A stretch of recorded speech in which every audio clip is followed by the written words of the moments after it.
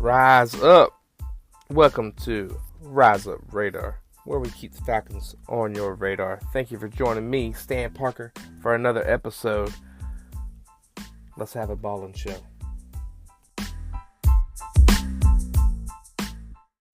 Today I want to talk about the Forgotten Falcons. See, when I say the Forgotten Falcons, I obviously haven't forgotten about these Falcons, and they are not buried in history, but they are some of the unsung heroes of this Falcons franchise. And I'm really sticking towards the early 2000s up to 20, early 2000s to now, is being glue guys, maybe overshadowed on good teams, maybe even playing well on bad teams. That I put together three players that I wanted to highlight today to kind of get you excited for the 2020 team, because I think we got some glue guys too, and some unsung heroes on this team that we could highlight as well. So like the first unsung hero that I like to bring up in conversations. I was just at a party for my son, a birthday party, and we were sitting around talking, and I had a list and was kind of talking with some friends about the Falcons, the Forgotten Falcons, the unsung heroes, and this was brought to my attention. This guy was brought to my attention, and I totally forgot about him. Like the honorable mentions were Jarius Norwood, and Algie Crumpler, which is a little farther back, and there was one other one as a defensive player.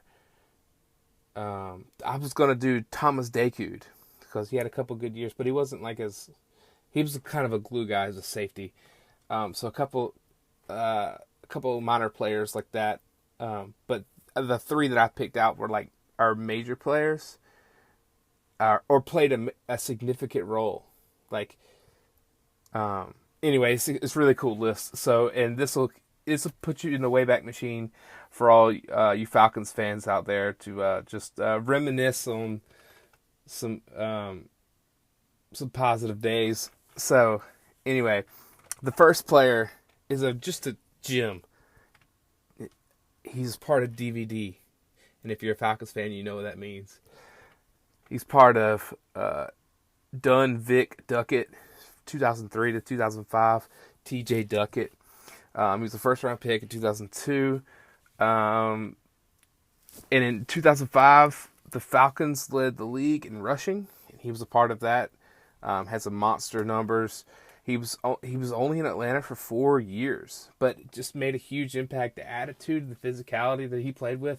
I mean, just seeing him get a first down, just flexing on people was just incredible.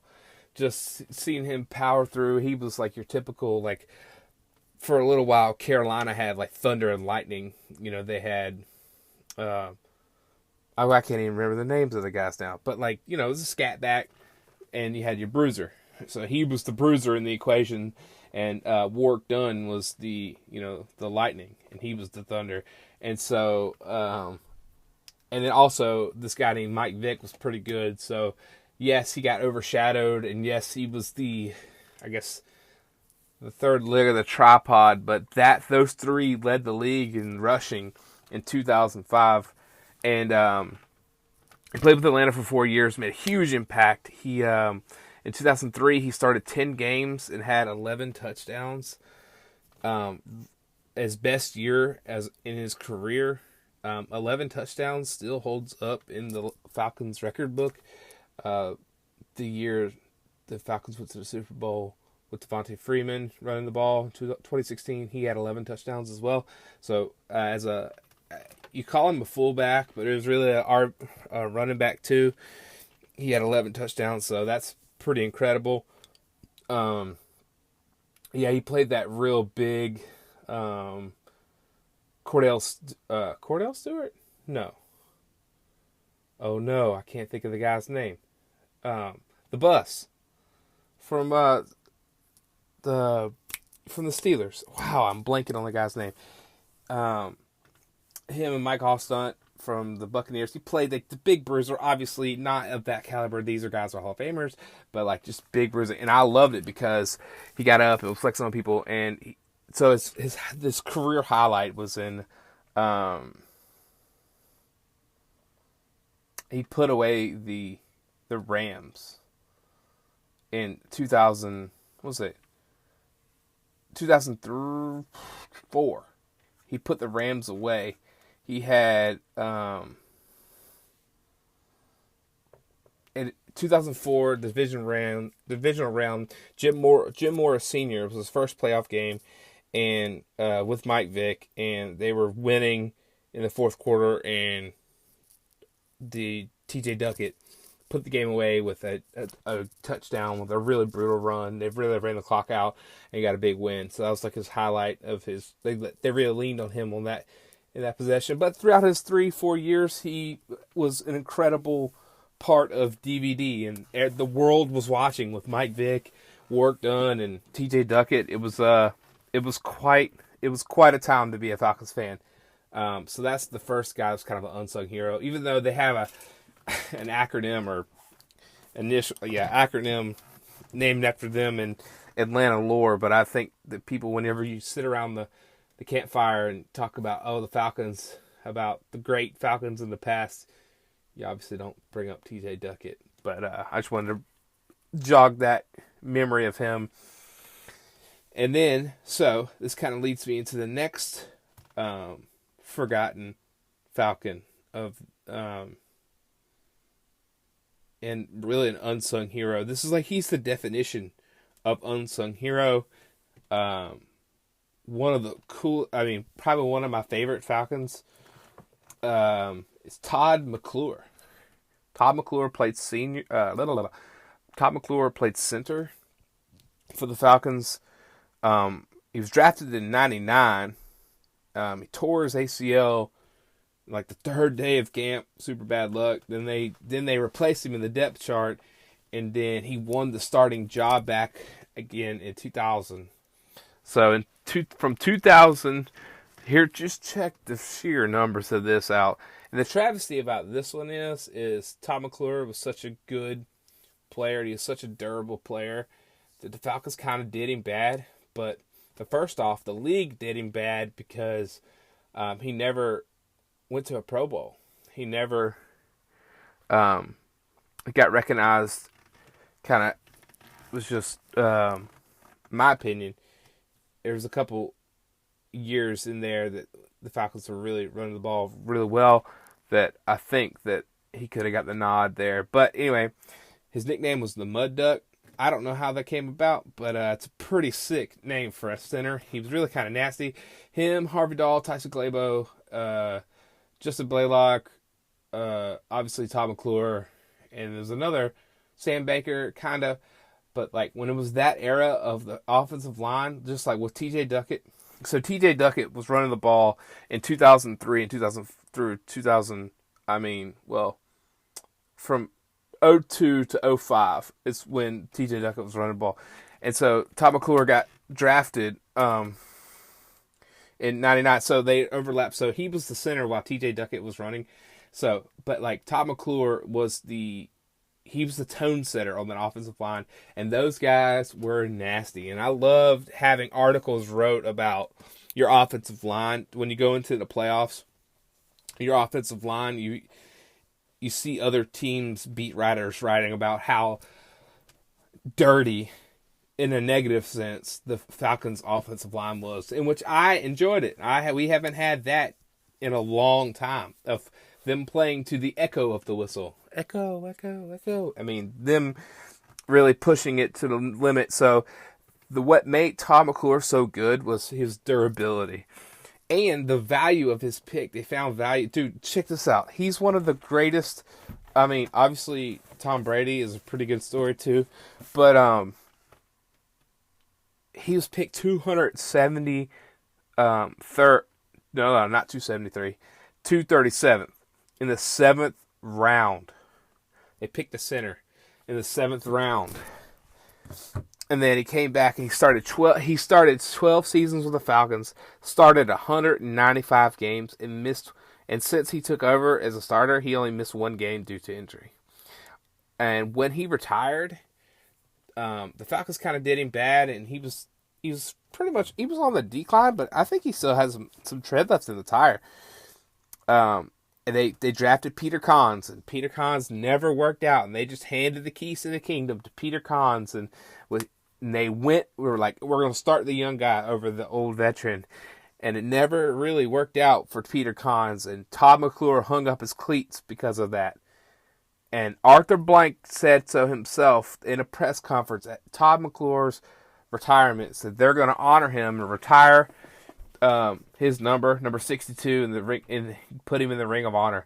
Now that hasn't happened yet, and so he retired in 2012. So that's been 8 years ago. So yeah, someone needs to do some research on that and let me know what's happening. All the connected people out there. So that's Todd McClure is a overlooked Falcon for sure. He's an unsung hero. He's part of the forgotten Falcons that I've put together on this list. Just not mean, but like a really edgy offensive lineman, which is good. It's what you really strive for to win in the NFL, because it's really hard to play in the NFL. So you got a running back in the early 2000s. You got offensive lineman in the early 2000s, really. And then here's another guy that was such a fan favorite and such just a mystery to everybody involved. I'm not sure he was a mystery to himself, but he was a mystery to the coaches. He was a mystery to the fans. He was a mystery to the opposing defense. He was just a mystery to the league. Mr. Antone Smith. Antone Smith was a fan favorite, and he's one of the most efficient running backs in Falcons history. He's probably one of the fastest in history as well. Antone Smith just had breakaway track star speed, and he never really got a real shot. The highest career carries he's ever had was 10 carries in a season, which is just about pitiful. And so, like, just hearing his numbers, it's like, I'm not going to bog you down with stats, but just think about this in the source of a career, in the scope of a career. He had 29 carries, 280. This is a career. Like, I'm sorry, this is such an such a enigma, is why he wasn't good, why he wasn't used more, and why was he so efficient. 29 carries, 286 yards, 9.9 yards per rush. He averaged 10 yards every time he touched the ball. 4 touchdowns, 15 receptions, 232 yards, 15.5 yards per reception, 3 receiving touchdowns, 1 fumble, 26 special teams tackles. He also played teams, so people don't remember about that. It's probably because he's one of the forgotten Falcons, but he was a fan favorite. And some of his, you go look him up on YouTube right now. He only had 4 touchdowns, but boy, their touchdowns would make your jaw would just drop. The speed and just and so Mike Smith, who was the head coach at the time, had this talent. Now, injuries kind of hurt his career. He was kind of in and off and on the injured reserve list, but Mike Smith would just not use him as a tailback. He had Steven Jackson at the end of his career, and Michael Turner towards what's that? So he was running the ball from 2010 to 2014. So yeah, Michael Turner era, and Michael Turner is definitely not a forgotten Falcon. Man, he's one of the best running backs in Falcons history. And so the history is not very long. It's only since 1966. So, but there's some good players in the Falcons history. I'm just saying. But this is one of the great mysteries of all time, and one of the biggest forgotten Falcon of all time is Antone Smith. And if you don't know about any of these players, I would suggest TJ Duckett. Really didn't have any like highlight reel. The best I could suggest to you is to go back and watch on YouTube the 04 playoffs, 04 division series against the Rams. TJ Duckett had a great game there. Todd McClure, I don't really know, watching film on a center, but Antone Smith, if you Google Antone Smith or go to YouTube Antone Smith about his touchdowns, it's just absolutely incredible, the athleticism, and they never used him the right way. Mike Smith they kind of just let him go. So anyway, those are my three unsung heroes of the Falcons franchise, and part of the Forgotten Falcons list. And then kind of transition out of that, a guy that I think could possibly be sliding into the category of the Forgotten Falcons, or the unknown, or the unsung heroes, is Ricardo Allen. I kind of just want to highlight some of what he's said recently, and kind of what his role is going to be this year. He played corner in college and got drafted as a corner. He actually got cut as a corner under Mike Smith. So, and then he made the squad again, on the practice squad, under Dan Quinn's tutelage. And then they invited him back, and Dan Quinn saw that he had the tools, the acumen, the instincts to play free safety, not strong safety, because he's really small. He's, relatively small for being a strong safety or being safety. So he has a real high football IQ, great communication, leadership skills. He's like the quarterback back there, and getting everybody lined up. And he's a great interview. Just listening to his interviews, he's always willing to chat and all that. So I really, really like Ricardo Allen. He's one of my favorite Falcons on the team, and he did an interview, and he mentioned another player not on his team by name, which is not very common. So it kind of got my ears perked up a little bit. He said he could be because they picked up Jalen Hawkins, which is a safety in the safety room, and then they picked up Darqueze Dennard from Cincinnati. That's a slot corner, a really good slot corner that could tackle, kind of like a Brian Poole, but with a lot more experience. And so that could alleviate some pressure from the rookie. And so there's a lot of depth in the backfield, or in the secondary. And so he says that he wants to be used, and he can be used by like Tyrann Mathieu. I was like, man, that's crazy. And he went on to say he's played corner longer than he's played safety, and he's played a lot of corner in his days.